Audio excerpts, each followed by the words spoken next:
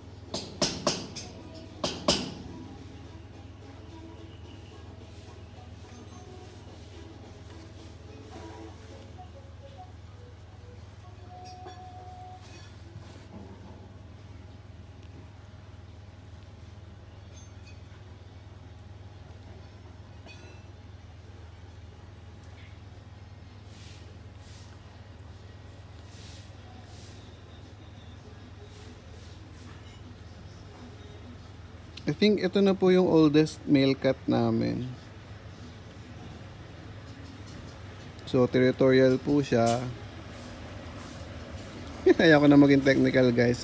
Tingnan nyo na lang. Tingnan na lang natin siya.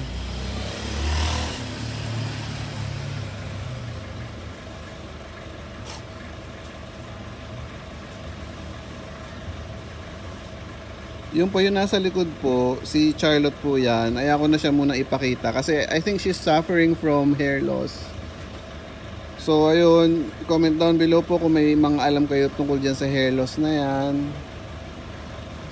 Pero ayun, it comes and go naman. Sana sa kanya hindi magtagal na may hair loss siya. Ayun. Medyo pakita nga natin ng konti. Ayun no, mga ka-surprise. Nakakaawa po. Ito naman po, hindi po to hair loss. Ano po yan? Yun nga, since territorial po ang mga male cats, sa pakikipag-away niya po sa ibang cats yan.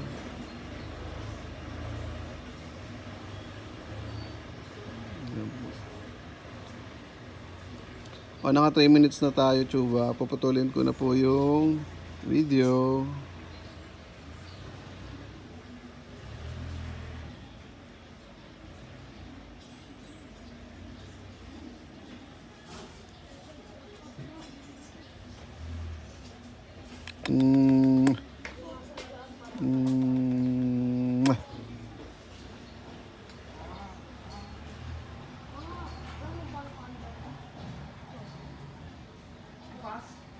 What's there?